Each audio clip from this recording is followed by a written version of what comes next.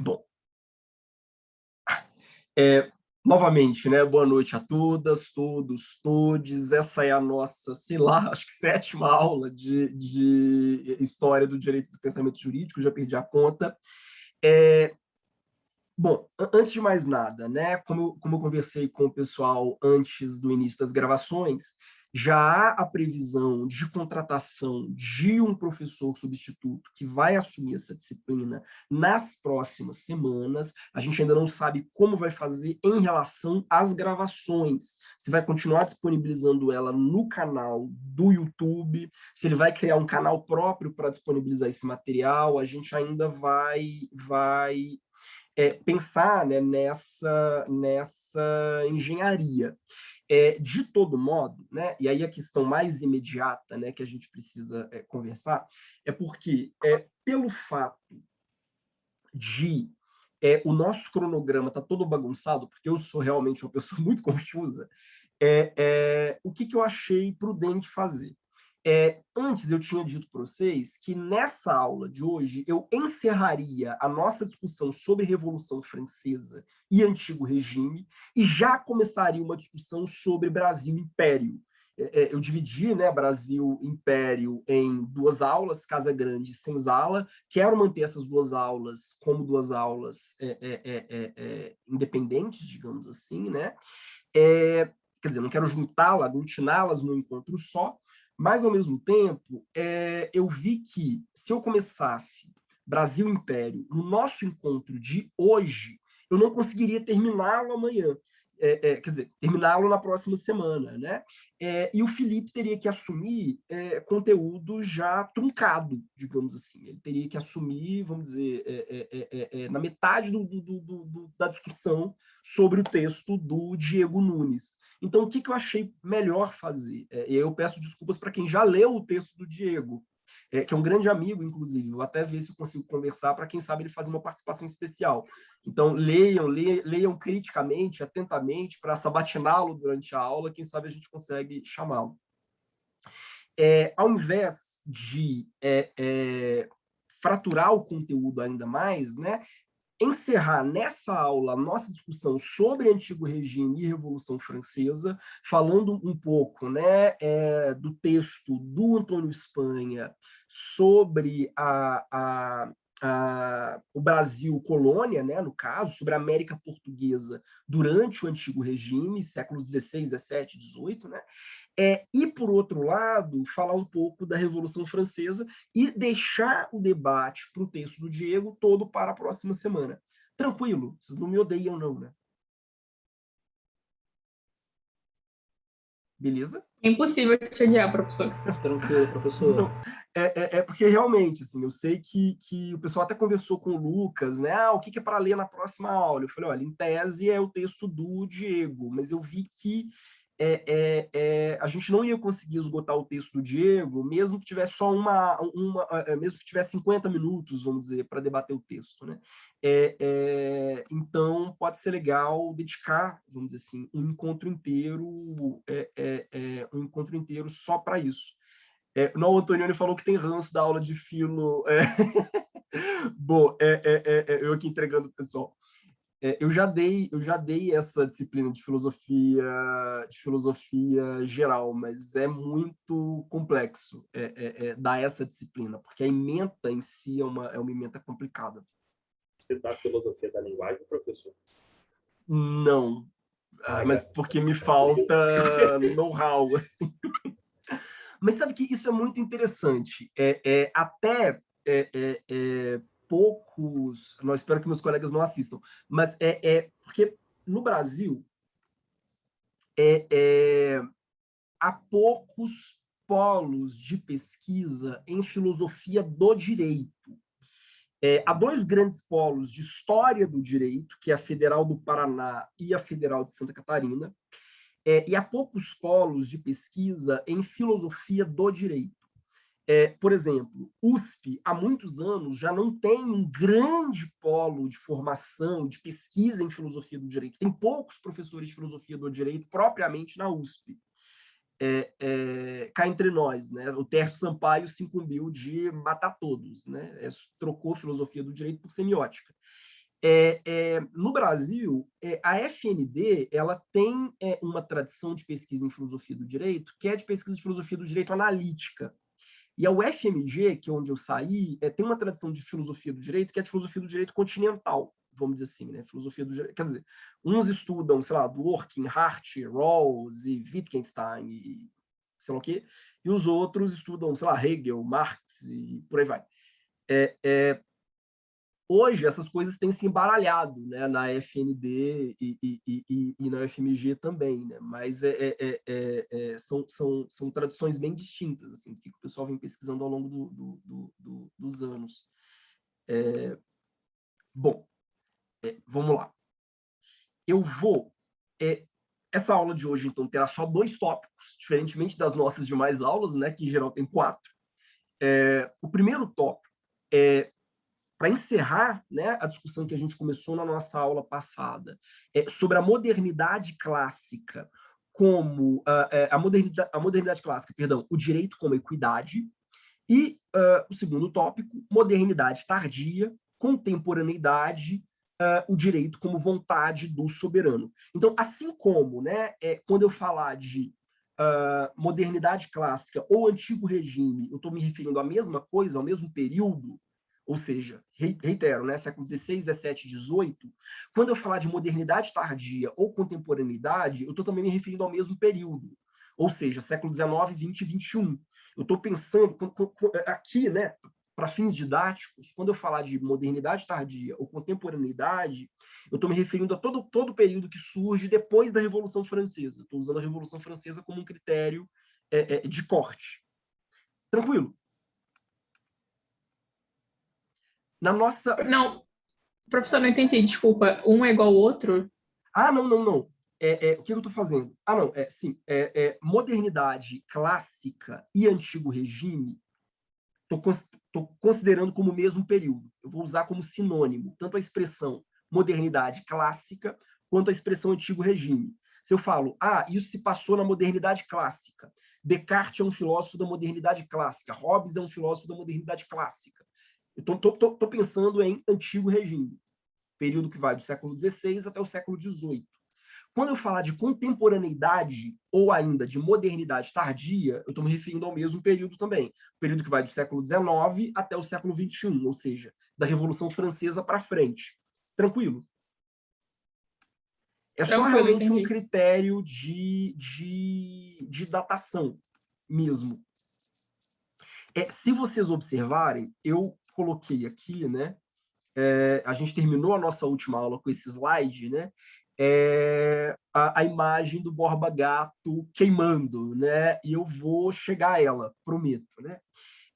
A gente, na última aula, discutiu, né, como o Estado absolutista, né, o Estado moderno, que é esse Estado centralizado, burocratizado, que tem um corpo de juízes, por exemplo, um corpo de administradores, com todo esse aparato, né, de poder, ele vai surgindo ao longo da modernidade, do século XVI em diante, mas, ao mesmo tempo, é um Estado que divide poder com outras instituições. Por mais que a gente pense no Estado absolutista, né, nos grandes reis, enfim, na Rainha Elizabeth, enfim, ou em Dom João, não sei quanto, por mais que a gente pense no Estado absolutista como um Estado, né, que assume plenos poderes sobre um território, a verdade é que, objetivamente, o Estado absolutista ele é profundamente limitado. Ele é limitado porque ele divide poder com outras instituições dentro do seu mesmo território, instituições que são reconhecidas, elas próprias, como produtoras de direito. Então, a lei produzida pelo Estado não é a única fonte que cria direitos. E o Estado não é a única instituição naquele período que soluciona conflitos. Isso ficou tranquilo em relação à nossa última aula ou não?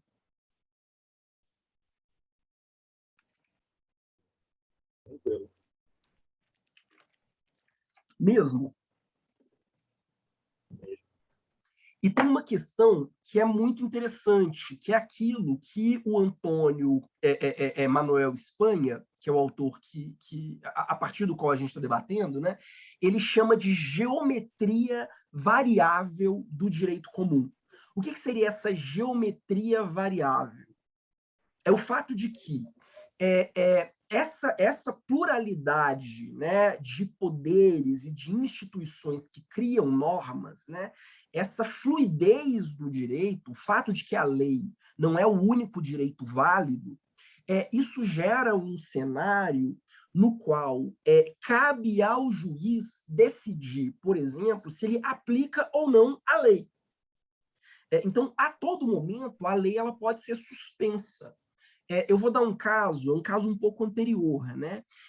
Há uma pesquisa, não me lembro se eu falei disso na nossa última aula, se eu disse, me perdoe, mas há uma pesquisa sobre a Florença, a cidade de Florença, que era uma cidade independente.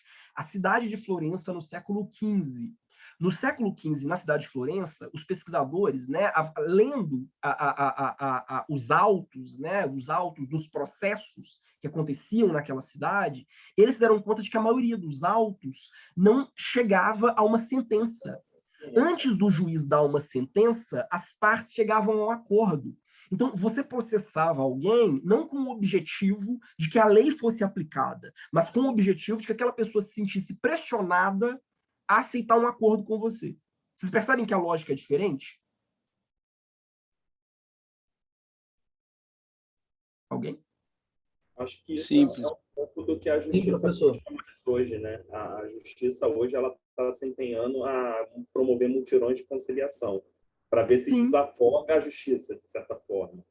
Sim, essa ideia de um direito negociado entre as partes e no qual a parte ela tem autonomia, ela não é inteiramente substituída pela figura do juiz, né? Ela era muito presente aqui e ela volta, em certo sentido, com a mediação, com a arbitragem, com toda essa discussão, né? Se vocês observarem, né, e mesmo em casos graves, sei lá, fulano matou minha esposa, fulano matou meu marido, eu vou processá-lo exigindo o cumprimento da lei, mas ao longo do processo ele disser assim, olha, eu matei o seu marido, mas eu posso te indenizar com 2 vacas. Eu penso, tá, meu marido vale 2 vacas, eu aceito as 2 vacas e você deixa de ser processado. Isso era muito comum nesse contexto aqui, isso foi comum até o século XIX, vocês percebem? Até o século XIX, isso era direito. O direito era feito mais ou menos nesses termos. E aí, bom, há uma anedota que eu acho muito interessante, né? Porque se vocês observarem mesmo, né? Se vocês abrirem as ordenações, porque no Brasil, né? Não só no Brasil colônia, né? Na América Portuguesa, Brasil propriamente não existia, né? Com esse termo, né? Na América Portuguesa, durante o Antigo Regime, as leis portuguesas, claro, vigiam, né? Elas eram aplicadas aqui. Então, durante muito tempo, foi aplicado aqui as ordenações filipinas, as ordenações manuelinas, as ordenações afonsinas. Eu acho meio bobo a gente ficar decorando aspectos específicos de cada uma dessas normas, mas eu acho interessante ao mesmo tempo que vocês sabem que elas existem, né? Essas ordenações, que eram grandes compilados, né, de normas produzidas pelo rei, elas eram muito duras. Se uma pessoa desavisada abre as ordenações filipinas e vê, por exemplo, a punição das ordenações filipinas para masturbação, ela vai pensar, meu Deus, socorro, as pessoas eram mortas porque elas se masturbavam. Você era morto porque, sei lá, você comia ovo na Semana Santa. Aí ela pensa, meu Deus, mas lendo essas normas, né, nós poderíamos fazer a mesma pergunta que o Frederico II fez, observando as leis do próprio país, né, em que ele vai comentar. Mas ainda haverá gente viva nesse país? Quer dizer, com leis tão duras, como é que as pessoas ainda estão vivas? É muito simples. Por que as pessoas ainda estão vivas, né? Porque as leis não eram feitas para ser aplicadas estritamente. As leis, como eu disse, né? Um bom juiz não é o juiz que aplica a lei. O bom juiz é aquele que aplica a lei, os costumes, o direito natural, ele aplica o direito romano também, quer dizer, o corpus iuris civilis, né? Ele aplica todas essas referências usando a equidade. O que é a equidade? Equidade é a razão, é o que a gente chama de racionalidade jurídica, ou o que a gente estava chamando antes de prudência. Quando, ainda hoje, se vocês lerem, né, a Lei de Introdução às Normas do Direito Brasileiro, que é a antiga Lei de Introdução ao Código Civil, a Lei de Introdução às Normas do Direito Brasileiro, ela indica a equidade como um dos princípios, ou melhor, como uma das fontes do direito, né? A questão é que aqui a equidade era a principal fonte. Um bom juiz era aquele juiz que julgava de acordo com a equidade, mesmo que para isso ele julgasse contra a lei. Isso que eu acho que é importante vocês guardarem em mente, né? A lei é só uma das muitas referências que o juiz aplica. O Diego comentou, né? Até o século XIX o direito era feito em termos de conciliações. Sim, havia uma perspectiva de que o objetivo do direito era restaurar a harmonia ou a paz na sociedade. E isso implicava, então, em certo sentido, restaurar as relações entre as partes, né? Ou fazer com que as partes entrassem em algum sistema de conciliação ou de sintonia, né? É isso que muda no século XIX e a gente vai ver por quê. Porque, é claro, né, num contexto assim, o direito ele é profundamente imprevisível. Eu posso cometer um assassinato e ir para as galés, ser enfiado num navio e ficar remando até morrer, ou eu posso cometer um assassinato e escapar impune, assim, absolutamente ileso. Tudo depende desse processo de negociação. Isso cria um cenário de insegurança jurídica que, evidentemente, privilegia quem está em posições de poder mais elevadas, porque não pensem, né, que a atuação dos juízes, né, com todo esse grau de liberdade, era indiferente a isso, e acaba realmente desprestigiando, digamos assim, os grupos mais pobres, mais subalternizados, né? Então, é um direito que ele tem dois pesos e duas medidas, né? Ele realmente como é que eu vou dizer? Confere uma série de prerrogativas, uma série de privilégios para pessoas que estão em posição de poder, ou que pertencem a um determinado estamento, né, uma determinada casta melhor. Isso tem... Oi, alô? Eu acho que tem um áudio aberto. Não tá... Pronto. Isso, né, tem uma série de implicações. O caso do Borba Gato é um exemplo. O Eduardo Bueno, em alguns livros, né, sobre o Brasil colônia, ele tem textos muito bons sobre o Borba Gato. Mas, basicamente, né, Borba Gato era um bandeirante que mata o governador do Rio de Janeiro, se esconde durante anos e anos no mato, mas reza a lenda que ele sabia, né, do caminho para determinadas minas, não sei se de ouro ou de diamante. Quem lembrar, por favor, me diga aqui. E, em virtude, né, desse conhecimento privilegiado, ele recebe a graça do rei, recebe perdão do rei, né? No caso, o termo aqui seria graça mesmo, e passa absolutamente incólume, ainda que ele tenha cometido um homicídio e contra um indivíduo de prestígio, né? Era um crime de natureza não só penal, digamos assim, mas um crime de ordem política, né? Você matar um representante da coroa no nosso território, né? É um exemplo muito interessante que o Espanha utiliza, né, para evidenciar um pouco, né, a maneira como esse direito ele funcionava com dois pesos e duas medidas. Vocês percebem?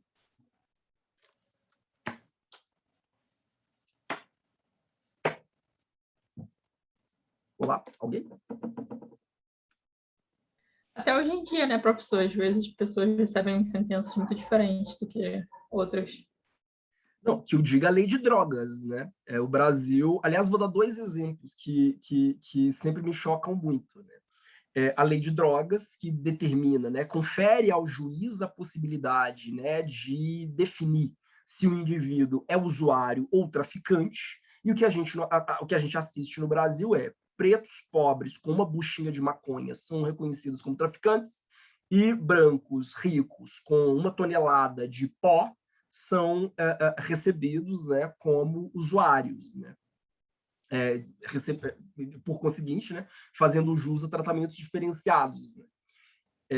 Isso é muito, muito comum, né?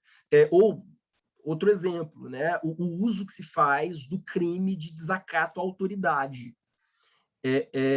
Se um jovem, enfim, um jovem de classe média alta na Barra da Tijuca cospe na cara de um PM preto e pobre, esse jovem não será preso.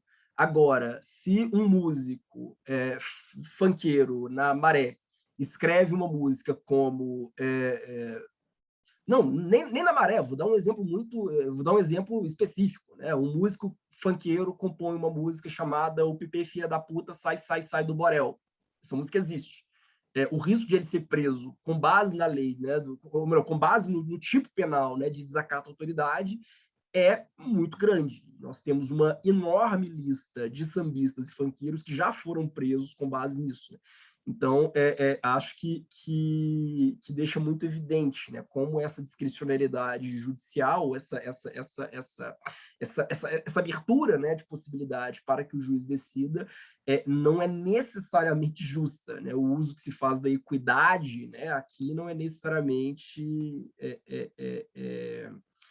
democrático, vamos dizer assim, né? Deixa eu ver, alguém comentou aqui. Ai, meu Deus.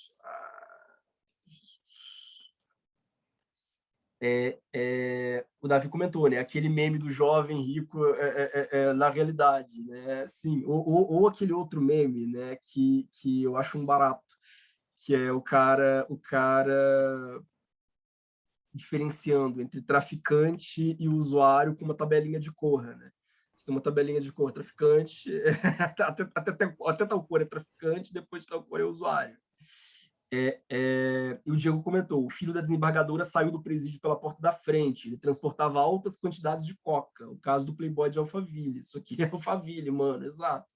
Esse dia saiu a liberdade do Maneirinho, estava sendo acusado exatamente por isso, era esse meme mesmo. Não, perfeito, perfeito. E aí, deixa eu ver uma coisa aqui. O que eu fiz?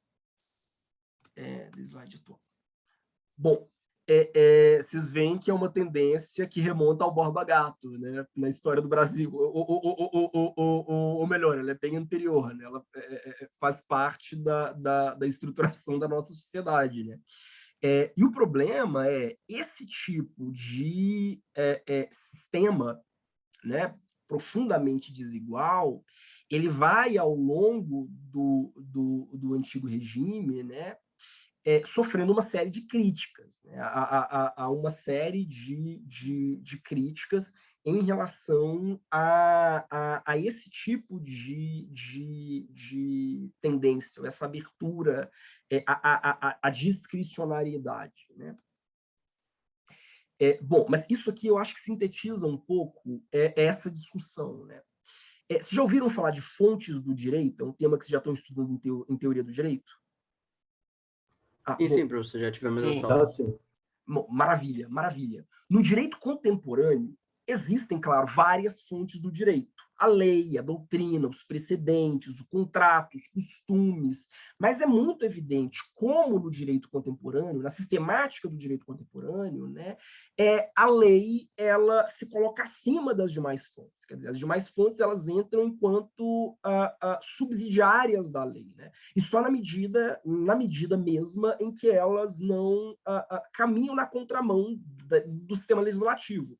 Quer dizer, a norma geral e abstrata positivada pelo Estado está acima das demais fontes e condiciona a possibilidade dessas outras fontes, né? Eu posso aceitar o costume como fonte do direito? Posso, desde que o costume não viole a lei. Eu posso aceitar, por exemplo, né, é um exemplo, salvo engano, que eu até já dei aqui, né?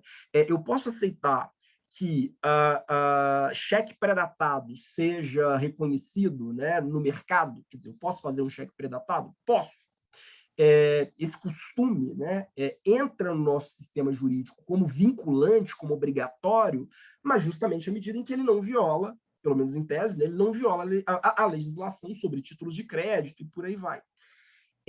no antigo regime, não havia essa sistemática, não havia um sistema pré-definido de hierarquia de fontes do direito. Como eu disse, né, o fundamento último para a decisão é a equidade. E sendo a equidade o fundamento último para a decisão, cabe ao juiz entender se, nesse caso, o costume se aplica acima das leis régias, por exemplo, ou o contrato se aplica acima das leis régias ou dos costumes. Quer dizer, é um sistema que prima pela ideia, né, de salvaguarda da equidade, de salvaguarda de uma racionalidade jurídica, né? E pela ideia de que cabe ao juiz, antes de mais nada, né, ou cabe ao árbitro de um conflito, né, antes de mais nada, fazer justiça, né? Ou realizar a justiça, acima de tudo. Ele não está ali exclusivamente para aplicar a lei, ele está ali para realizar a justiça. Bom, isso, entre outras coisas, né, isso mostra como... É por isso que o texto o principal livro do Espanha, que vai debater essa questão, né, se chama Antes do Leviatã. Por que antes do Leviatã? Porque, para ele, o que seria o Leviatã? Né? O Leviatã é a metáfora que o Hobbes utiliza, né, no livro dele, para pensar o Estado, né? O Estado como esse poder que paira para além dos homens e das mulheres, essa força, né? Onipotente, onividente, que sobre um determinado território tem poder de vida e morte sobre todos. Né? Pro Antônio Manuel Espanha, esse Estado Leviatã só existe, de fato, ele existia na teoria desde o século XVI, mas ele só vai existir, de fato, a partir da Revolução Francesa e a partir do século XIX. Ou seja, né, o grande diferencial da Revolução Francesa não é simplesmente as declarações de direitos, a igualdade formal entre todas as pessoas, mas também a ideia de um Estado que centraliza a capacidade de produzir o direito. Muito abstrato? Sim? Não, eu fiquei com dúvida. Você falou que para a Espanha é esse Estado que pode decidir sobre a vida e a morte das pessoas só passa a existir a partir do século XIX, é isso? Exato. Isso é muito interessante. A Hannah Arendt, na verdade, fala disso no Origens do Totalitarismo, embora a Hannah Arendt não fosse muito simpática à Revolução Francesa. Né? Então, ela é tendenciosa em certo sentido.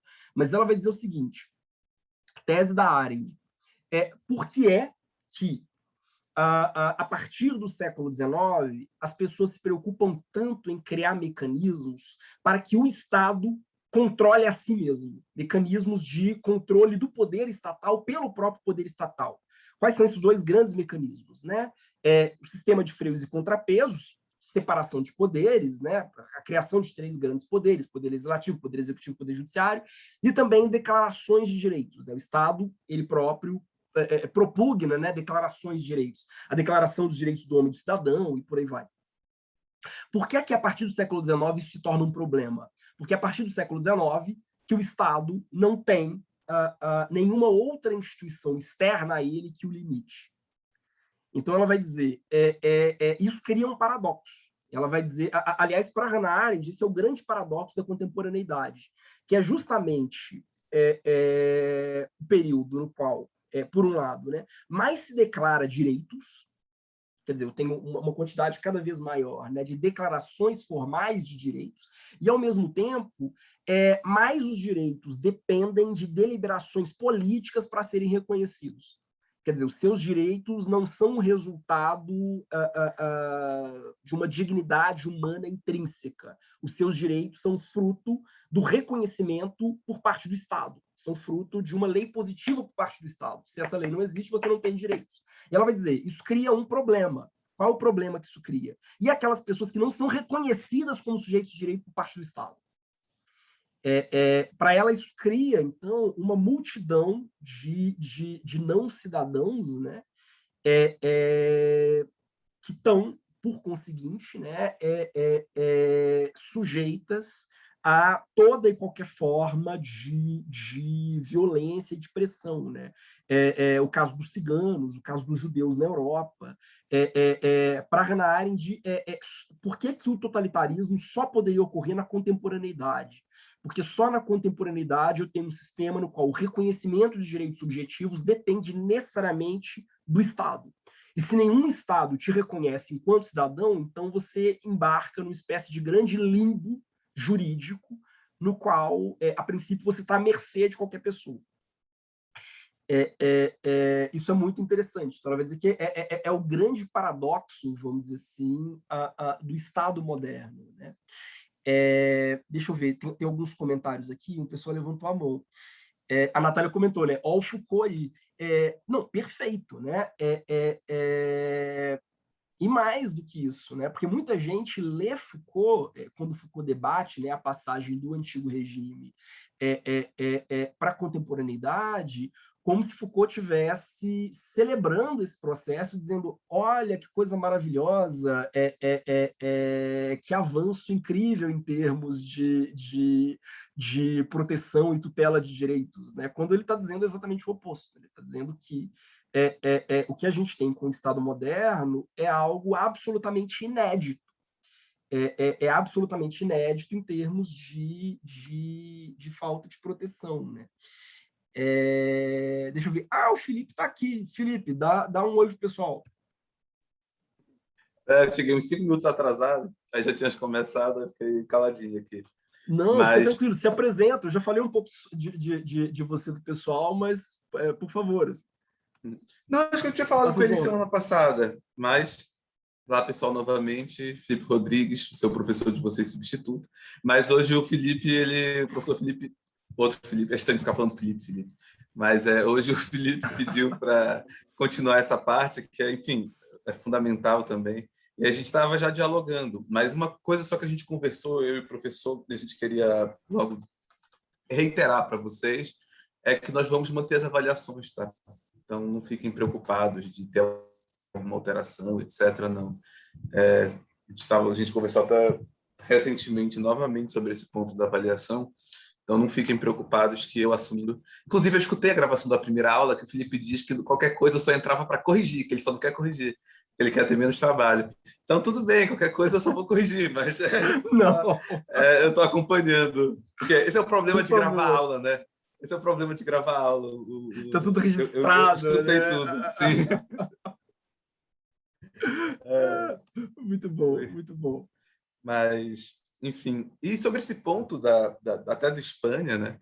É muito interessante aquele texto do Espanha sobre pena de morte em Portugal, que depois até tu vais falar, depois tu pegas a citação acho que do Frederico II, de como é que tem alguém vivo nesse país, como é que tem alguém vivo em Portugal, porque basicamente o rei, no papel, a legislação até dizia, como tu falaste, na teoria, os reis tinham poder, mas na prática não. Na prática, os reis, eles, em uma cidade como Lisboa, morria uma pessoa por ano, ok, morreu alguém, mas morreu uma pessoa por ano com punição de pena de morte, sendo que em Portugal quase qualquer ato criminoso que vocês possam imaginar, até furto, poderia render pena de morte. Então, eram 100 presos, mas uma pessoa morta aqui e ali. E normalmente foram que pessoas? Uma mulher que matou o marido, um preso que matou o seu carcereiro, e o terceiro caso era tão polêmico quanto, mas eram somente os casos assim extremamente polêmicos. De resto, o rei não agia. Ele deixava que as outras esferas normativas, né? As outras esferas normativas, elas tinham um controle muito maior das punições e do controle social. Mas eu não vou adiantar muita coisa já. Não, perfeito. Mas obrigado. Perfeito. Não, e vejam só, até de um ponto de vista prático, se hoje, né, com toda a tecnologia, né, todo o aparato de controle que nós temos, né, a possibilidade de o Estado chegar, de fato, a alcançar as pessoas, né, e punir crimes é relativamente reduzida, né? Pensa no caso do Brasil, 90% dos homicídios resta impune, digamos assim. Né? Que dirá há 400 anos atrás. Quer dizer, a necessidade, né, de se apoiar em outros poderes, né, ou em outras forças dentro do seu território para se manter, era muito grande. Quer dizer, ela não era pequena. Daí, inclusive, que boa parte das punições elas tivessem um caráter simbólico, elas quisessem assumir um caráter pedagógico. Bom, mas muita gente já levantou a mão. Vou passar para o Diego, depois para o Daniel e para o Dante. Diego. Boa noite, professor Felipe, e seja bem-vindo, professor Felipe, também. Quando o Spana diz que esse Estado que decide sobre a vida e a morte das pessoas, só surge a partir do século XIX, então ele diz que é o Estado que realmente pretende punir as pessoas, já que o Estado antigo, absolutista, não o fazia de fato, né? Então, esse é o Estado que pretende realmente punir, e seria esse o Estado moderno. Eu acho que já foi até respondido, mas só para que eu entenda realmente. É o Estado que pune efetivamente, né? É isso. Ele tem o Estado contemporâneo, ele tem uma especificidade que o Rousseau explica muito bem. Se a gente lê o Contrato Social com atenção, Rousseau ele vai dizer o seguinte: como é que eu vou dizer? Para a formação da vontade geral, o Estado ele não é simplesmente um fruto da soma das nossas vontades particulares. O Estado ele é a expressão da vontade geral. O problema, quer dizer, como é que a gente espelha essa vontade geral, né? Sei lá, democraticamente, né? Plebiscito, por aí vai. Para o Rousseau, um grande empecilho a um sistema genuinamente democrático, um grande empecilho à realização da democracia é a existência de pequenas instituições dentro dessa grande instituição que é o Estado. Então ele vai dizer, quanto mais forças, vamos dizer assim, né, setorizadas, quanto mais facções, eu acho que, salvo engano, é o termo que ele usa, quanto mais facções existirem dentro de um Estado, menor a possibilidade de que a vontade geral se realize genuinamente. Então, o que ele está dizendo? Ele está dizendo, em última instância, que para que uma sociedade fosse plenamente democrática, ela teria que expulsar do seu interior igrejas, partidos, sindicatos, empresas, qualquer forma de organização social que não o Estado. Para ele, a grande referência deveria ser os indivíduos e o Estado. Os indivíduos atuando livremente e isoladamente formam, né, compõem a vontade geral. Mas quando, né, os indivíduos eles se organizam em facções, essas facções elas contaminam a possibilidade mesmo que a vontade geral surja. Rousseau é mais radical do que isso. Ele é contra, inclusive, a própria ideia de família. Eu gosto de dizer que é uma das razões pelas quais ele deu todos os filhos para adoção. A própria ideia de família, para ele, é aberrante, porque a ideia de família é antirrepublicana. Percebe? Então, professor, diga. Isso tem a ver com o que o Rousseau diz que, conforme maior o território, por exemplo, o território muito grande seria menor que se existisse uma monarquia, talvez deve ser por isso, e quando menor esse território, uma democracia tenderia a ser mais eficaz. Tem a ver com a quantidade de instituições que poderiam comportar esse território, então?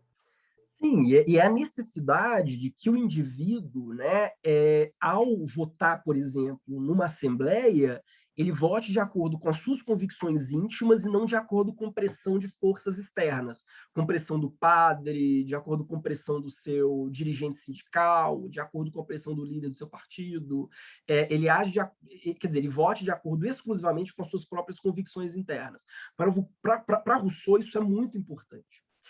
Por que isso é interessante? Porque o Estado contemporâneo ele vai ter uma preocupação que está dentro da lógica, quer dizer, de uma certa lógica do que deveria ser uma sociedade genuinamente republicana, digamos assim. Né? Uma sociedade genuinamente republicana é uma sociedade na qual essas instituições, vamos dizer assim, paraestatais, né, elas já não têm poder político.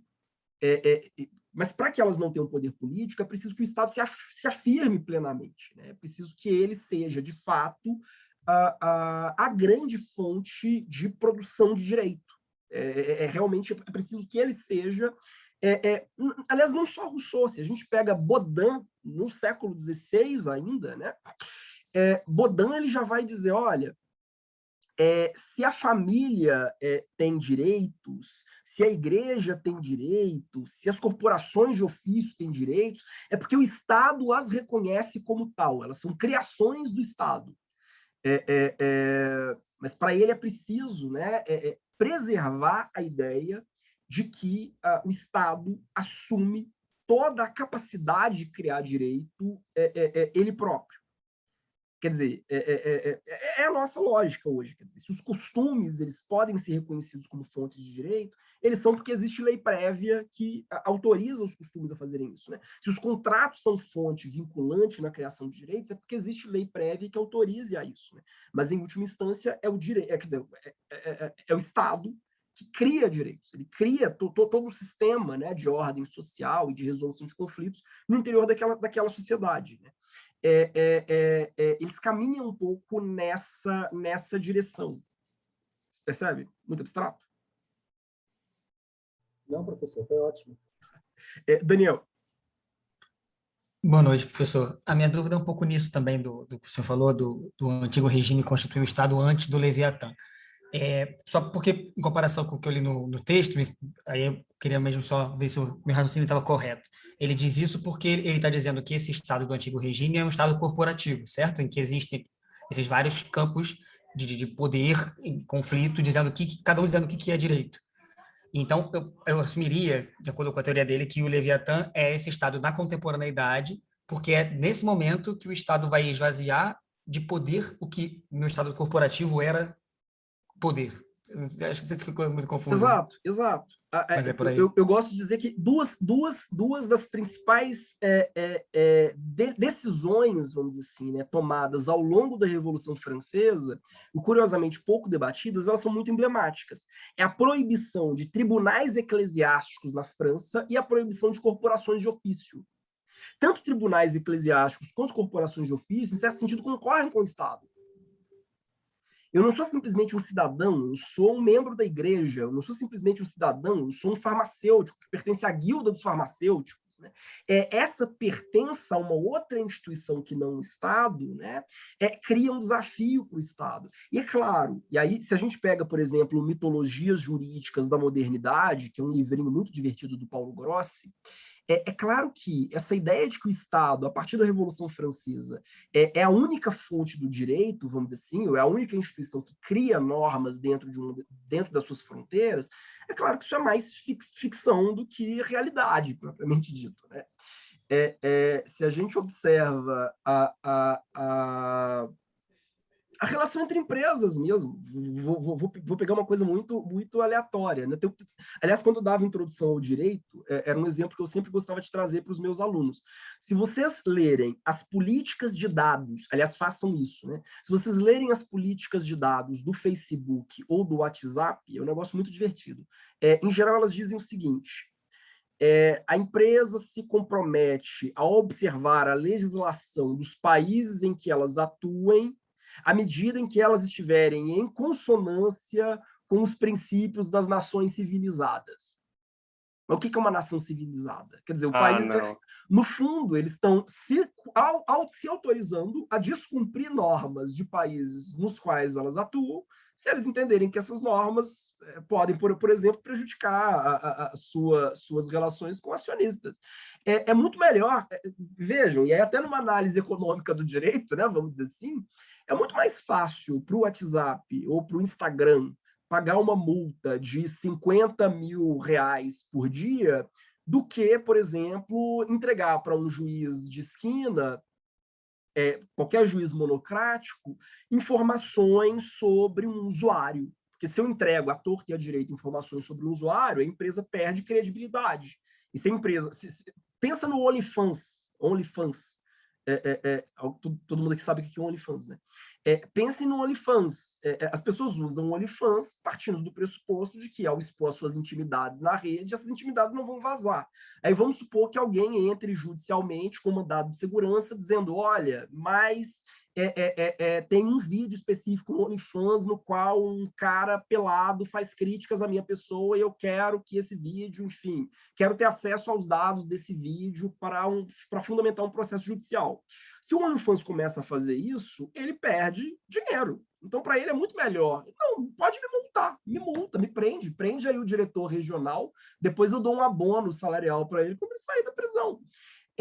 Vejam, para essas empresas, né, essas empresas elas já trabalham em um sistema que transcende a legislação do Estado. Elas têm normas próprias, é o que a gente chama de nova lex mercatória. Quer dizer, é o novo direito do mercado, né, as novas leis do mercado. Elas, inclusive nas relações umas com as outras, né, que como ultrapassam as fronteiras de Estados nacionais, elas criam um sistema regulatório, vamos dizer assim, entre si, que leva, claro, em consideração o direito dos países onde elas atuam, mas não se apega muito a eles, não. Vocês percebem? Motivo pelo qual, inclusive, a maioria delas tem muito pouco interesse em resolver as suas grandes questões no poder judiciário. Se o Facebook tivesse uma briga com o Instagram, é muito pouco provável que eles fossem apelar para qualquer corte de qualquer país. Iam usar um tribunal arbitral e tá bom, tá ótimo. Paga um árbitro e o árbitro decide. Vai ter uma decisão muito mais técnica, mais célere, e respeitando o tipo de normatividade que essas empresas, elas próprias, criaram. Né? Isso é um exemplo. Eu posso dar um outro exemplo pensando, quer dizer, eu estou pensando no topo, né, do extrato social. Se a gente pensa na base, sei lá, pensa nas formas de resolução de conflitos dentro do PCC. Quer dizer, o PCC tem uma normatividade própria, eles não vão apelar para... Se um membro do PCC rouba a mulher do outro, ele não vai apelar para... Não, roubo de mulher não existe, né? Coisa machista. Puta que pariu. Se o membro do PCC tem qualquer conflito, enfim, com outro membro, ele não vai apelar para o Poder Judiciário, ele vai apelar para um sistema interno de resolução de conflitos. Né? Então, vejam, a ideia de que o Estado, depois da Revolução Francesa, né, até para espelhar essa ideia de um poder republicano e democrático e franqueado a todos, né? A ideia de que esse Estado ele é a única fonte do direito, ela é mais ficção do que realidade, mas é uma ficção que cola, digamos assim. É uma ficção que ela tem um impacto grande na imagem mesma que nós temos do que é o direito. Se você perguntasse para uma pessoa no século XVIII, a lei do Estado é o direito, ele vai dizer também.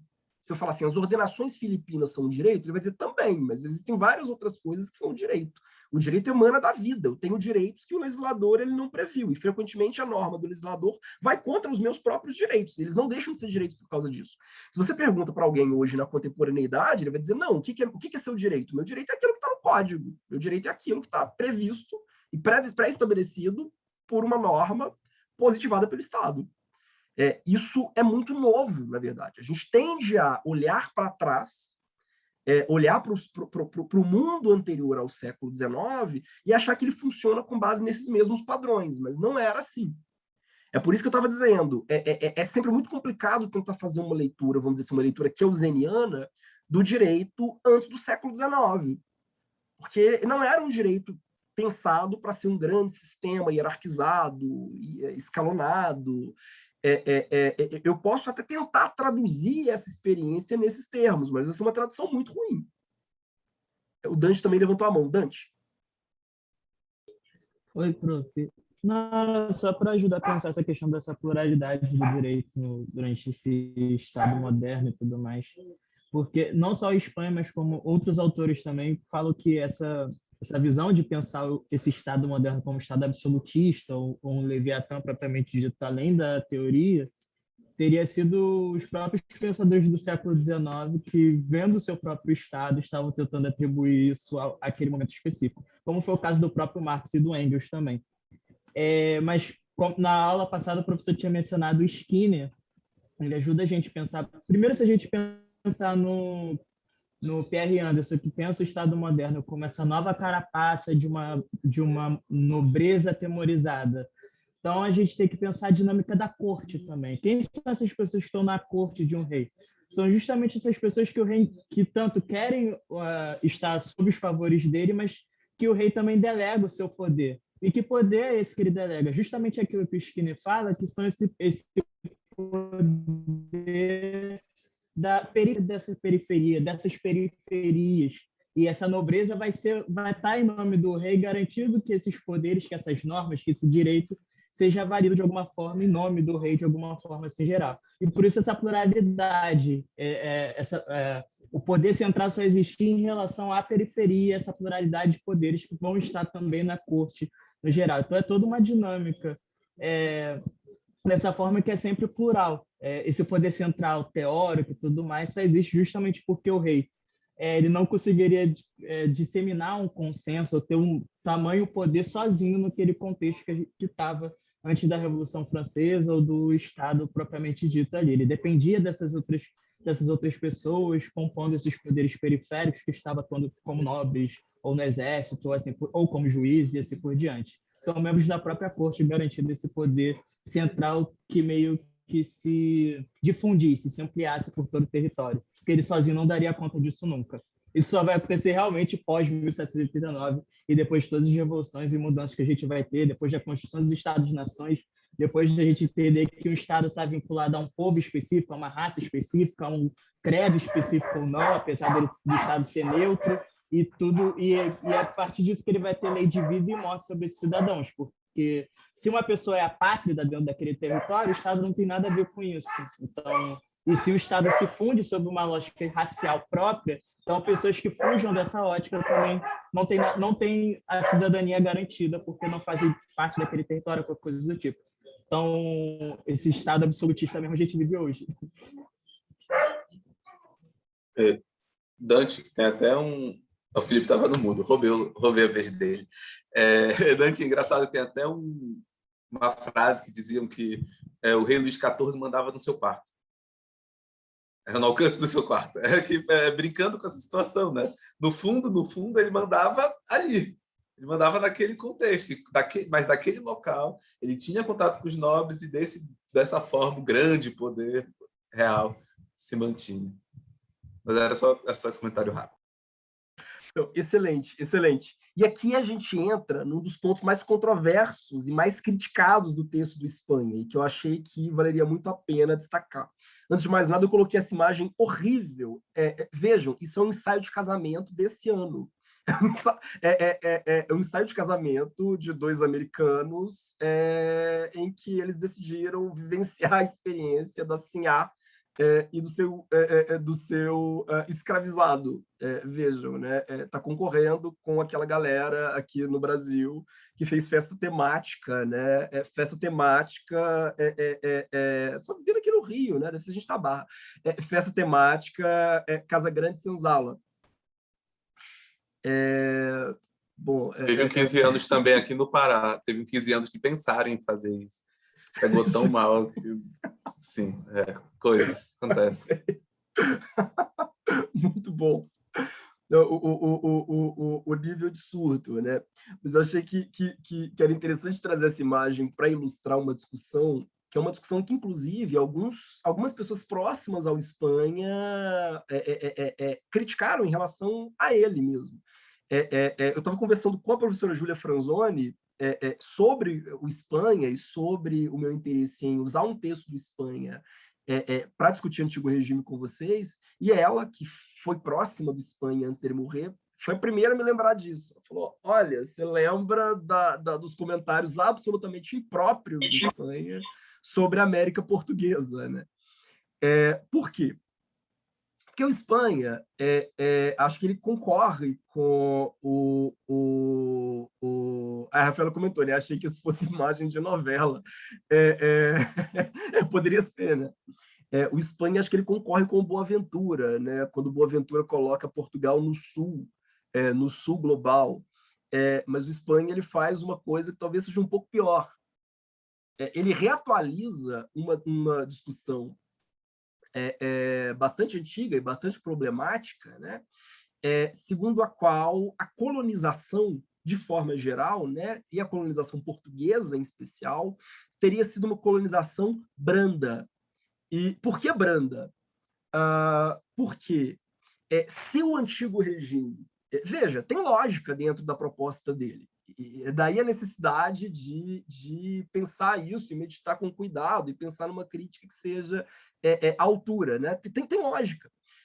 Se o poder do rei no antigo regime é um poder diluído, se o poder do rei no antigo regime não é de fato um poder absoluto, é um poder que depende das elites locais, depende de negociações, se a lei do Estado, a lei real, é uma lei que ela está sempre sendo tendo que se ajustar aos costumes e aos costumes locais, então, essa é a tese do Espanha, no antigo regime, né, nos trópicos, nós assistiríamos uma periferização do poder, ou o que ele vai chamar no texto que eu trouxe, né, por isso eu escolhi esse texto, que é um texto bem polêmico, ele vai chamar no texto, né, de caráter centrífugo e localista da colonização portuguesa.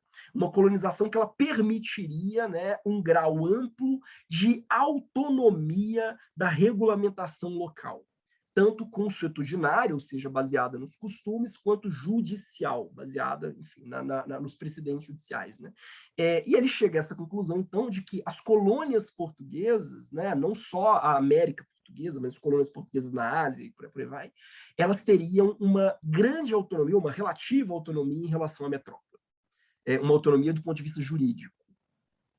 Ele vai debater por que é possível falar em direito colonial, porque ainda que as normas, né, de Portugal fossem aplicáveis aqui, mas essas normas elas são sempre mitigadas pela corra local, mitigadas pelas tendências locais que suavizariam, digamos assim, as imposições que vêm da Europa. Isso é uma leitura que aparece em vários textos, né? Tanto que, na verdade, eu selecionei 2 artigos para essa aula, né? Um dos textos, que é o Depois do Leviatã, é um texto no qual o Espanha tenta refutar os críticos brasileiros a ele. E eu diria que a emenda sai pior do que o soneto, porque quando ele vai refutar os críticos, né, ele vai argumentar, e isso que eu acho que é o ponto mais interessante, né? Ele vai argumentar que a colonização portuguesa era tão branda que é possível fazer um paralelo entre os escravizados, os negros indígenas escravizados no Brasil, e os servos feudais. Ele vai dizer, não, a condição... Tudo bem, a gente fala que as condições dos escravos eram duras, mas eram tão duras quanto a condição dos brancos que atuavam como servos na gleba na Europa. Então, não há, de fato, um grande problema aqui. Bom... Deixa eu ver, o pessoal fez vários comentários aqui, né?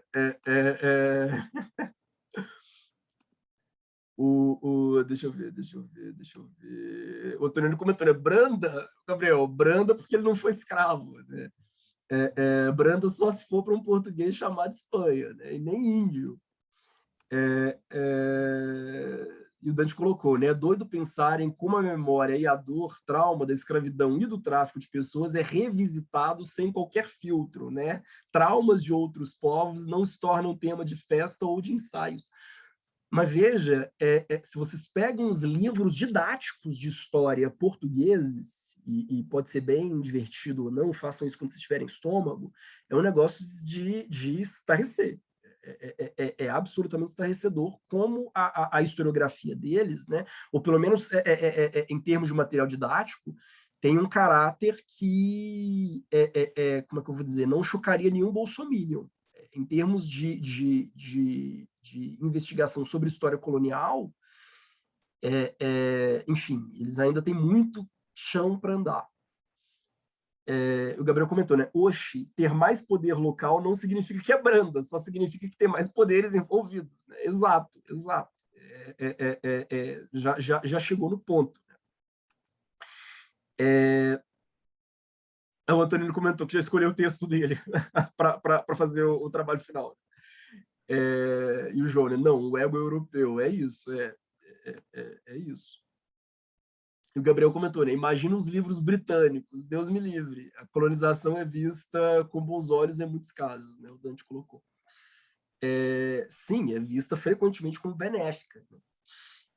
E há alguns temas em debate que eu acho que podem ser legais de trazer. Eu não vou dar respostas definitivas a nenhum desses temas, mas me parece que há pelo menos duas grandes questões que o texto do Espanha ele levanta, né?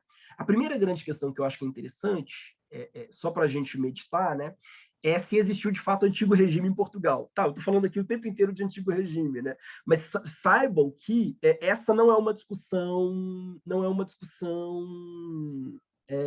como é que eu vou dizer, terminada dentro do debate historiográfico português. Muitos historiadores vão dizer que aquilo que a gente chama de antigo regime, esse modelo de um Estado corporativo, existiu em Portugal de uma forma muito menos intensa, vamos dizer assim, do que na França ou na Itália. Na Itália, bom, França, Espanha e por aí vai. Por quê? Porque Portugal teria uma especificidade, a ausência de grandes feudos. Como Portugal é basicamente uma faixa de areia, né, voltada para o mar, gente, se algum português assistir, prometo, eu juro, eu amo vocês, eu tenho grandes amigos portugueses, mas como Portugal é basicamente uma faixa de areia voltada para o mar, não haveria em Portugal o mesmo tipo, né, de dinâmica de grandes senhores feudais concorrendo com o poder do rei que havia, por exemplo, na França. Então, a coroa portuguesa, muito rapidamente, conseguiu assumir mais poderes. O Davi colocou, né? Viu as consequências das gravações. A coroa portuguesa, ela consegue assumir mais poderes do que a coroa francesa dentro do seu próprio território, né? Ela, de fato, é uma instituição que mantém a unidade do território, necessária para a manutenção da unidade do território. Isso é uma discussão que ela vem desde o Alexandre Herculano, por exemplo, né? Aí há pessoas que defendem que houve, de fato, um sistema feudalista, que houve, de fato, um sistema feudal em Portugal, e há pessoas que defendem que não houve um sistema feudal em Portugal. É uma discussão interminável dentro da historiografia portuguesa sobre até que ponto o poder, o Estado português, né, era um Estado centralizador ou era também um Estado efetivamente corporativo. Essa é uma discussão que eu acho interessante.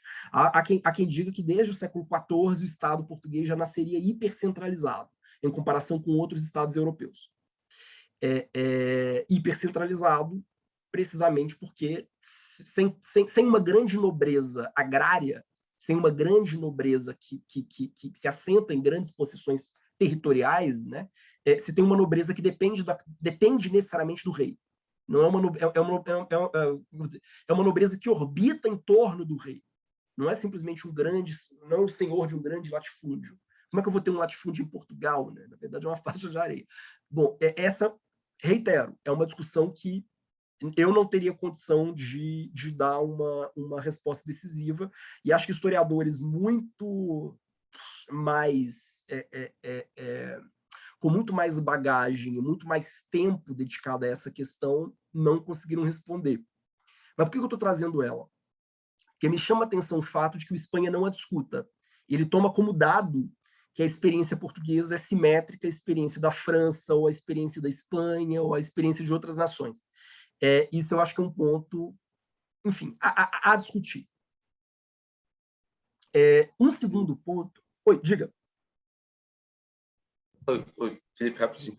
Não, só para comentar que eu achei que tu ias voltar logo para aquela questão também do Espanha e do Brando, né? É bem interessante essa discussão sobre o Brando, porque, como tu falaste, tem um lado que faz sentido e o outro que é absurdo.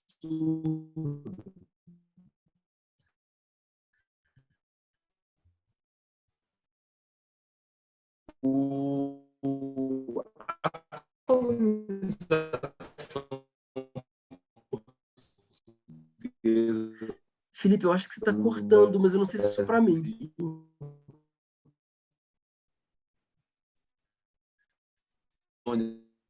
Totalmente diferente do resto do Brasil.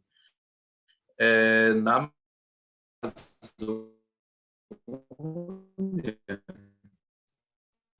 o nosso sistema de escravizados no Brasil. Por quê? Pelo fato de que a coroa não conseguia ter poder nenhum aqui, então os relatos, os documentos da época, tem cartas dos donos de fazenda dizendo: o imperador não sabe como isso aqui funciona, a gente não vai obedecer ele. Aí, então,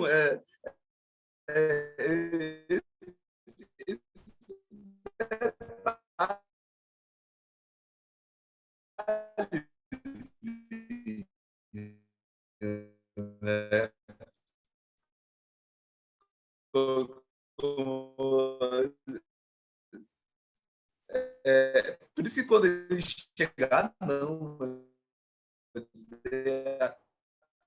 já que os escravos da Amazônia eram um exemplo, mas eles locais eles lutavam contra, funcionou assim. E essa tese que estavas falando sobre a estrutura de Portugal, tem um vídeo do Espanha, que quem depois quiser dar uma olhada vale a pena ver, que tem no YouTube um curso dele sobre história do Antigo Regime. Tá no YouTube, é da década de 90, então é bem tosco assim, a imagem, tudo. Mas ele fez para a televisão de Portugal, não sei quem foi o doido que investiu dinheiro em historiador fazendo programa de TV, história do direito português. Mas deram dinheiro para isso. E aí tinham certas famílias em Portugal que, mesmo que não fosse a estrutura dos grandes feudos, tinham algumas famílias que tinham um poder absurdo. E aí, a utilização de certa maneira, o que aconteceu em Portugal talvez não tenha sido. Ele teria conseguido fazer acordos, empréstimos, acordos de assim, muito mais fortes que permitiram que a exploração começasse antes em Portugal, mas não que ele conseguiu imitar um modelo idêntico a um modelo absolutista, só que antes. Ele, inclusive, fala que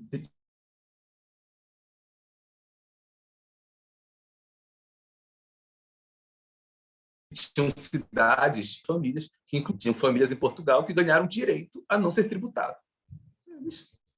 O rei basicamente não podia entrar na casa deles. Ele não poderia entrar no território para fiscalizar e para ver se estava tudo bem. Então, só um comentário rápido sobre esse.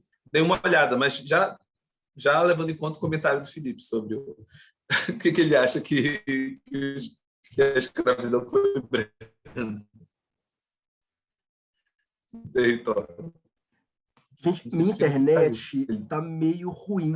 Eu até desliguei aqui. Vocês estão me ouvindo bem ou eu tô travando? Sim, prof. Sim. Dá para ver.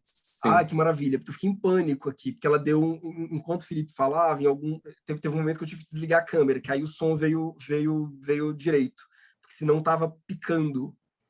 Eu também fiquei em pânico de ter que acabar a aula. Acho que dei um pico aqui. Não, seria sensacional. mas esse é um ponto que é muito interessante, porque é uma discussão que na história portuguesa, né, na historiografia portuguesa, é um tema muito polêmico, né, sobre até que ponto há ou não antigo regime e como esse antigo regime ele se dava. Como se dá um poder compósito em uma sociedade como a portuguesa, que é uma sociedade, vamos dizer assim, aberta ao mar, né? E um outro ponto que é interessante é até que ponto houve antigo regime na América Portuguesa. Quer dizer, até que ponto houve antigo regime no Brasil colônia. Por quê? E aí vem uma questão que eu acho muito interessante e que alguns autores brasileiros, inclusive, vinham debatendo. Né? Como na América Portuguesa, o espaço administrativo ele é anterior ao espaço geográfico. Essa é uma expressão do Raimundo Fauro.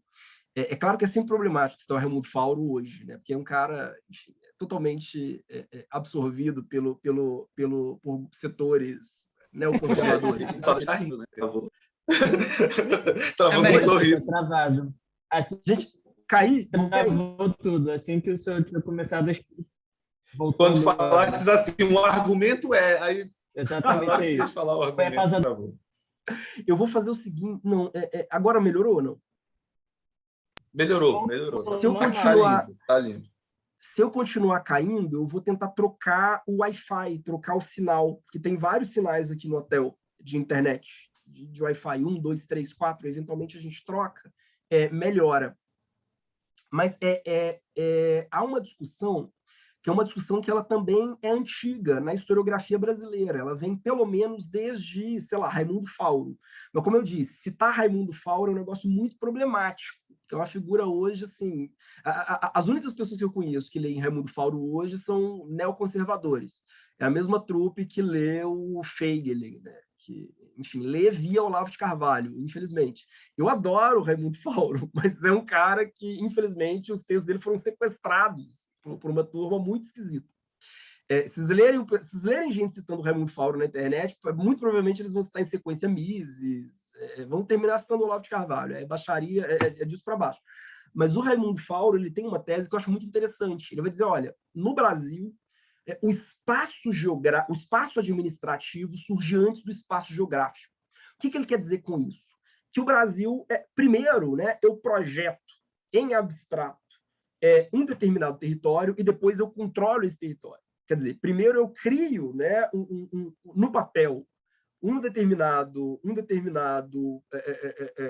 modelo, vamos dizer assim, né, de cidade, um modelo de apropriação de um território, e depois eu efetivamente habito esse território. O que é o oposto, vamos dizer assim, da lógica do antigo regime, porque é uma lógica que ela pressupõe, né, o surgimento espontâneo, com muitas aspas, né, de diferentes forças. Então, para o Fauro, né, que eu acho que é uma tese interessante, né, isso faz parte da dinâmica colonial de forma geral, né, o espaço ele surge de baixo para cima, ou melhor, de cima para baixo, né? Ele surge já verticalizado. Eu tenho um poder central que reparte aquele espaço já pensando em seus próprios interesses econômicos, políticos, geopolíticos, né? Enfim, distribui diferentes poderes dentro daquele território, tendo isso em vista. É claro que há sempre a possibilidade desses demais poderes, né, receberem uma relativa autonomia dentro desse sistema, né? Mas o fato a gente tem um sistema no qual como é que eu vou dizer? A gente tem um sistema no qual as fronteiras mesmo, né? A construção das fronteiras, né? E as escolhas de como aquele território vai ser ocupado e dominado, elas são produzidas a partir de um poder sequer central, né? Pelo menos, né? A partir de um desígnio que ele é prévio. Eu não tenho simplesmente, né, uma série de tradições e hábitos locais em face dos quais a coroa precisa se ajustar. Eu até tenho, né? Eu tenho vários povos ameríndios aqui, mas esses povos eles vão ser sistematicamente ignorados e soterrados por um poder metropolitano que não os reconhece como, quer dizer, não reconhece os costumes indígenas como costumes dignos de serem levados em consideração para que eu ajuste as dinâmicas de poder territoriais de uma forma que espelhe, enfim, as vontades, as necessidades, as tradições desses povos, né? Vocês percebem? Muito abstrato. Olá, alguém? Perfeito. O Felipe comentou, escondendo o meu livro do Fauro. O João comentou aqui, nossa, acho que cada dia mais só se reafirma essa América Latina invertida no meu fundo. Imagina você perpetuar uma sociedade cuja construção de imaginário social e inconsciente coletivo perpassam em coisas tão elementares quanto o livro didático, pela colonialidade como benéfica na contemporaneidade, sabe, mano?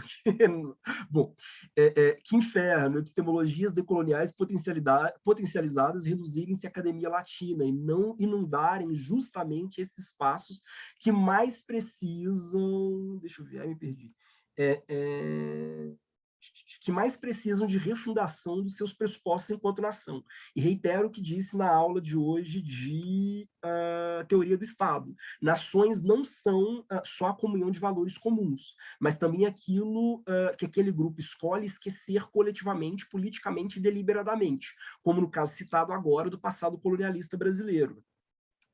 Não, perfeito, perfeito. Não, claro que li, faço questão de ler, só não li o palavrão. Há um ponto muito interessante aqui, né? Porque, veja, aliás, é um tema que eu gosto muito de refletir, né? Pelo menos desde o século XIX, o ideário nacionalista, e minha internet está instável, estão me ouvindo? Desde o século XIX, né? o ideário nacionalista, vocês pegam, por exemplo, os grandes autores, né, como Mancini, na Itália, que debatem a ideia de Estado-nação, o ideário nacionalista ele gira em torno da seguinte ideia.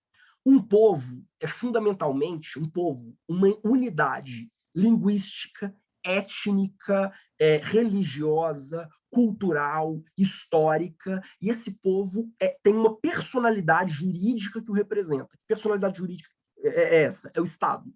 Assim como uma empresa, vamos dizer assim, uma empresa é a personalidade jurídica que representa um conjunto de interesses, no caso, os interesses dos seus acionistas. Isso que é uma empresa, tem um conjunto de pessoas que têm interesses econômicos em comum, e essas pessoas recebem uma personalidade jurídica nova, que é uma empresa que representa esses interesses. O Estado-nação ele seria a personificação jurídica na comunidade internacional dos interesses de um povo enquanto uma unidade linguística, religiosa, cultural, étnica específica. Mas veja, se você pensa em casos como o Brasil, né, o que houve foi, primeiro, a criação de um poder político centralizado que impôs essa unidade de cima. Né? Até o século XIX, até o início do século XIX, uma das línguas mais faladas no Brasil era o Nhengato, que é uma espécie de tupi-guarani. Aliás, muitos portugueses mesmo, muitos herdeiros de portugueses no século XVIII no Brasil, não falavam português, eles só falavam Nhengato, eles falavam uma espécie de tupi-guarani geral. Vejam, eles eram homens e mulheres brancas que não falavam português, não sabiam português, eles falavam tupi-guarani no território brasileiro. Houve um esforço de combate deliberado ao uso do Nhengato no Brasil, enfim, de proibição, de perseguição ao uso do Nhengato no Brasil, né, para forjar uma ideia de identidade. Então, vejam, a situação das colônias ela tem uma especificidade, né, que é justamente o de que não há espontaneidade. Se a gente pensa em termos, né, de velhos grupos costumeiros e locais que vão gradualmente se articulando ao longo de suas lutas históricas, isso não existe nem na Europa, né, para falar a verdade. Né? Se a gente pensa nas metrópoles, também não existiu de fato assim. Que o diga Espanha, né? Se pensa o caso da Catalunha, por exemplo, acho que é bem sintomático disso também. Mas você tem uma ilusão, né, de que o Estado representa uma unidade nacional, quando, na verdade, o que a gente tem primeiro surge um poder político centralizador que tenta impor essa identidade a fórceps, ainda que à base de uma violência extrema. Vocês percebem? Aliás, o Felipe comentou, né? Pombal teve todo um esforço para apagar outras línguas. Sim. E o Dante, né? Maria Regina Celestino de Almeida comenta que nos processos de aldeamento era muito comum que o tupi fosse assumido como língua oficial, inclusive pelos padres, no processo de catequização, etc. Sim, então a gente tem um contexto, né, que está longe de ter o mesmo tom, vamos dizer assim, pluralista, em termos de pluralismo político e jurídico, que o Espanha vê em Portugal, em todos os sentidos. Né? Você tem um projeto que ele é um projeto que ele nasce de cima, é um projeto que primeiro nasce no papel para depois se tornar uma realidade geográfica, ele nasce dentro de um esforço de imposição de uma unidade por meio da força. Tranquilo? Aliás, há dois pontos aqui que eu acho que são interessantes, né? Ainda, né? O primeiro, né? O Espanha ele minimiza o impacto do escravismo colonial e do regime de plantation. Eu me lembro de uma palestra dele, estava até conversando com um amigo meu, Vinícius Balestra, em que o Espanha vai dizer, não, na América Portuguesa as pessoas tinham tanta liberdade quanto elas tinham em Portugal. Os únicos problemas eram a escravidão, os costumes sexuais e a religião. Mas fora disso, tem o quê?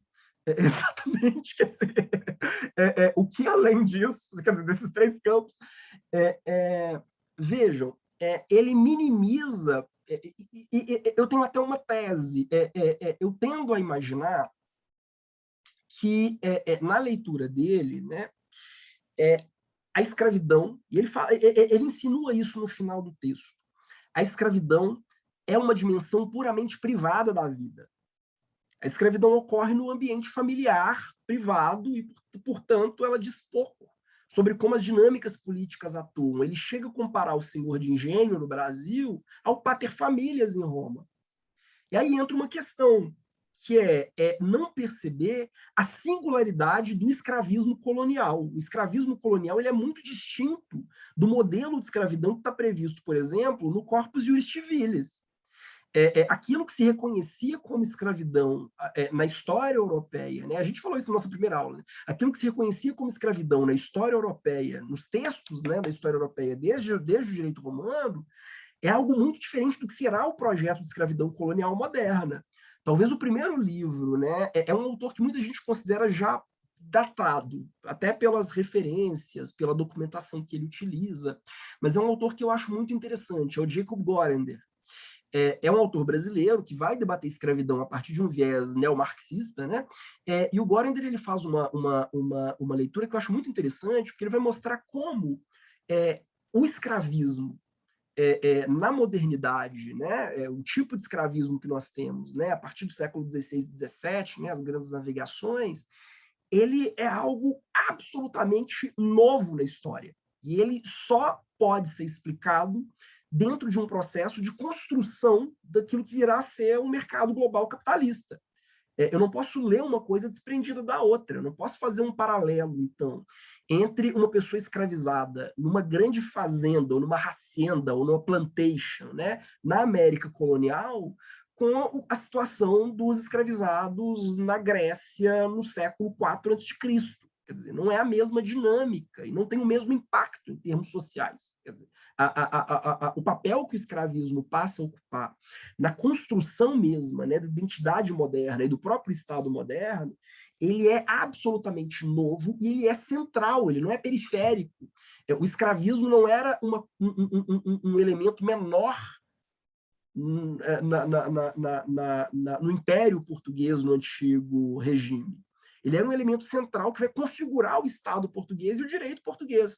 Então, eu não posso reduzir isso a uma experiência privada, como a experiência do pater familias e os seus servos, né? Exatamente porque isso tem uma dinâmica muito central e estruturante na maneira como aquela sociedade se define, né? Da mesma forma como não faz muito sentido equiparar os escravizados das colônias aos servos dos feudos europeus, né? Ele dá um pouco delírio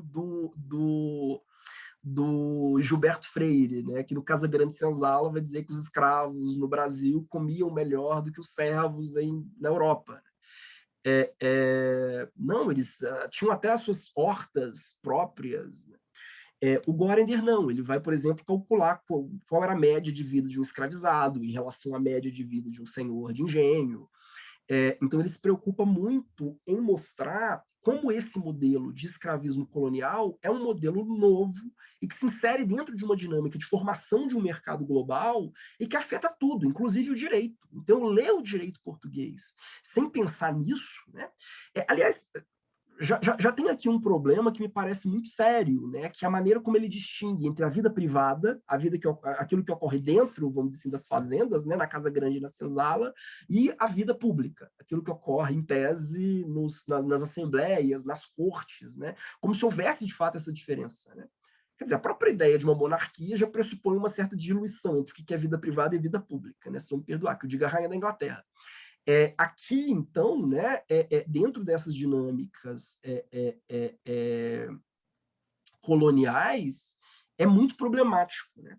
Enfim, muito problemática a maneira como ele tenta construir essa distinção para, vamos dizer, salvar a imagem dos europeus. O João comentou, tem cidades que...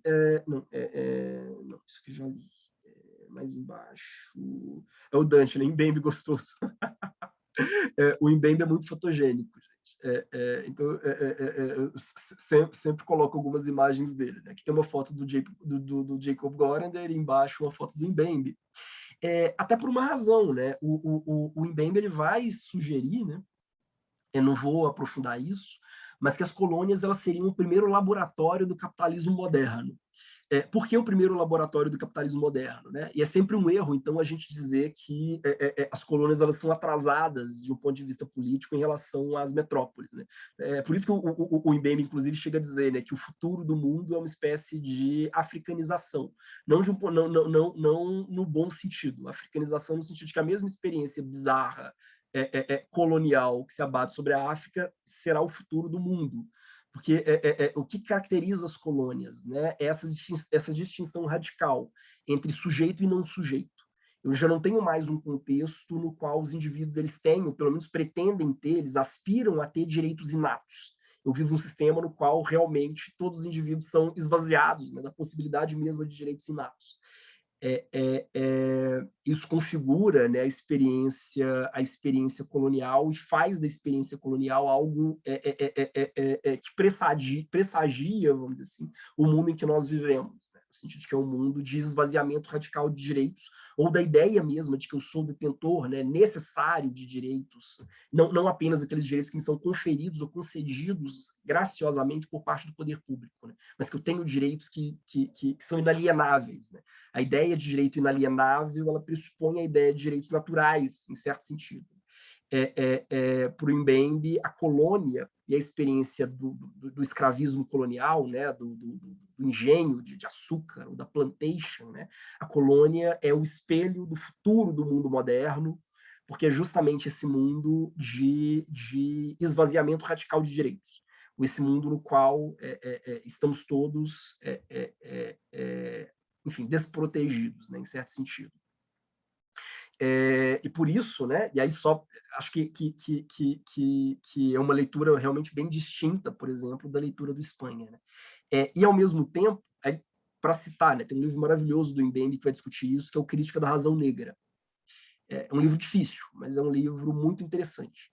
E para fechar, né, o Eduardo Galeano ele vai definir os negros e os ameríndios nas Américas como o primeiro proletariado externo do processo de acumulação primitiva de capital. Então, ele também vai nessa direção, nessa mesma direção que o Mbembe tem seguido, que é o de dizer que, no fundo, né, não há nada mais moderno e não há nada menos próximo, né, desse sistema feudal europeu do que a experiência colonial de exploração do trabalho negro e do trabalho indígena. Exatamente porque é uma exploração baseada num tipo de assujeitamento e de não reconhecimento de direitos, que não é a mesma experiência do servo feudal. Quer dizer, o servo feudal, os direitos dele poderiam até ser desrespeitados, mas como membro de um estamento, como membro de um grupo, como membro da humanidade, digamos assim, né, ele podia reivindicar a titularidade de um conjunto de direitos. Se existe uma experiência caracteristicamente moderna, é a ideia de que você não tem direitos inatos. Tranquilo, gente, muito abstrato. Aí tem 3 livros aqui que eu acho muito interessantes, que é O Ser Escravo no Brasil, da Kátia Queiroz Matoso, que é um clássico para debater escravidão, o Dialética da Colonização, do Alfredo Bose, e o Escravismo Colonial, do Gorender, né? É claro que esse debate, né, da maneira como eu estou colocando aqui, ele deixa uma série de questões em aberto. Eu espero, a gente deve voltar a essa discussão, né? O Felipe deve voltar a essa discussão na aula sobre Império, nas aulas sobre Brasil e Império, Casagrande Senzala, né? Mas o primeiro, né, que, a meu ver, o Espanha negligencia. Qual o papel das lutas populares na conquista de direitos subjetivos nas colônias? É um ponto que, a meu ver, ele enfrenta pouco e mal. Um segundo tema, né, como as estratégias de resolução de conflitos que se davam nas missões, nas tribos e nos quilombos se justapunham ao direito específico, né, fabricado pela coroa portuguesa. Havia algum ajustamento aqui, assim como havia um certo ajustamento, né, entre o direito produzido pela coroa e os costumes locais, né, havia um ajustamento entre o direito produzido pela coroa portuguesa ou pela metrópole, né, e a normatividade de tribos, por exemplo, como pensar essa relação? É um tema que, enfim, também é deixado ao largo, né? E, por fim, né, como os escravizados e os libertos se utilizaram estrategicamente das estruturas jurisdicionais oficiais. Porque havia debates jurídicos mesmo em torno como é que eu vou dizer? Havia debates jurídicos em torno de processos de reescravização ou de desescravização. Já há estudos nesse sentido, né, de como não frequentemente, né, mas como, apesar de todas as limitações, né, em termos de acesso, muitos escravizados conseguiram apelar ao poder judiciário. Quer dizer, se valer do poder judiciário, em certo sentido, contra ele próprio, né? Quer dizer, se valer dessa estrutura, desse sistema colonial contra ele próprio. Né? Então, acho que é um tema que fica em aberto. Bom, como vocês veem, eu não consegui chegar à Revolução Francesa, né? Já deu 10 horas. Meu Deus, desculpa. Não sei como vamos fazer em termos de cronograma. Eu tinha só 3 slides, não 4 slides para comentar a Revolução Francesa, mas qualquer coisa a gente rouba uns minutos da aula do Felipe nas próximas semanas para debater isso. Como nós temos 2 plantões ainda, eu estou falando baixinho porque eu estou no hotel, viu, gente? Como nós temos 2 plantões ainda, né, previstos, uma possibilidade seria suprimir um dos plantões para a gente conseguir cumprir o cronograma sem grandes percalços, né? Mas eu devo sentar com o Felipe para a gente pensar numa sistemática, até para vocês não perderem isso aqui e, ao mesmo tempo, a gente ter a possibilidade de debater o texto do Diego. Tranquilo?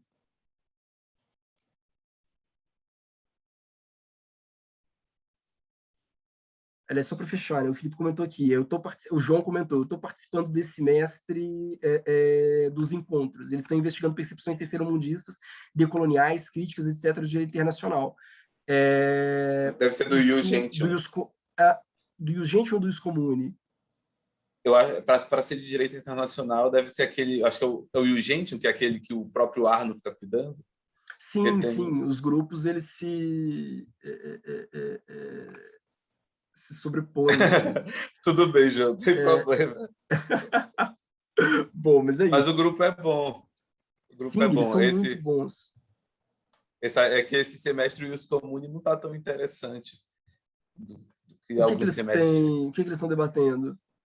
Não, está mais assim, parlamentarismo e presidencialismo. Poxa, achei o tema lindo. Aliás, eu me senti... mas nem empolga tanto. Eu me senti lesado, porque eu queria fazer um evento com esse tema, mas agora não posso, porque vai parecer que eu estou copiando. É porque tiveram no semestre, em 2020 para 2021, foi a escravidão, que até o Felipe fez palestra com eles na abertura, Sim. Que era junto com a Laura, com a Vanilza, com o Mário, o pessoal que está pesquisando lá com Arne e tudo mais. E aí depois foi Direito das Mulheres, História do Direito e Direito das Mulheres. Aí quando chegou agora para estudar, sei lá, vamos pensar aqui, não sei, Pufendorf, não era Pufendorf, mas é tipo Montesquieu. Aí bate um desânimo, porque você está estudando história do Brasil aplicada, vendo umas discussões bem interessantes. Aí quando deu voltou para o modelo europeu, aí eu estranhei um pouco. Muito bom. Mas é muito bom, vale a pena acompanhar, principalmente quem está no começo do curso. É bom ter contato com Quando eu estava em Floripa, o debate era de metodologias da historiografia, salvo engano. Foi um semestre discutindo metodologia. Para mim foi divertido. Bom, mas é isso, gente. Peço desculpas pelo avançado do horário, ter consumido mais tempo da vida de vocês do que eu devia. Boa noite a todos. Iremos, a todos, todas, todes. Nós voltaremos a nos ver nos próximos encontros. Prometo que não vou desaparecer. Mas já dou aqui as boas-vindas ao Felipe. Vocês veem que estarão maravilhosamente bem assessorados. E é isso, Felipe. A palavra é sua e a gente encerra. Não, só queria agradecer a presença de todos, a participação. Essa sala, eu já comentei com o Felipe, mas é uma sala muito ativa, bem bacana. Então, mesmo tendo esse contato apenas parcial, nessas primeiras aulas, mas está sendo muito interessante. E como eu tinha dito o Felipe já disse, mas eu também já falei para ele, que vou deixar ele livre, inclusive eu já chamei ele disse que eu que vou dar aula sobre escravidão, mas eu já convoquei, já pedi que ele volte. Eu vou assumir uma, mas daqui a pouco ele já volta de novo. Eu quero que ele dê essa aula, porque eu acredito que vai ser fantástico.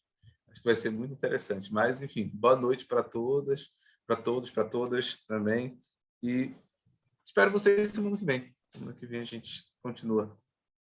Maravilha, gente. Boa noite e Tchau, até a professores. próxima. Tchau, tchau. Tchau, gente. Tchau, professores. Obrigado. Obrigada, Tchau. gente. Peraí, Até a essa é a próxima. última aula do Felipe? Não, ele Mas não, mas eu volto para falar de Tô Brasil. passado, gente. Se eu Volto a soubesse, falar tinha de trazido Brasil um bolo. Prometo que vou comer um bolo em sua homenagem. Tchau, tchau, professores. Tchau, Bem-vindo, professor Felipe. Obrigado, gente. Tchau, professores. Bom dia. Boa noite.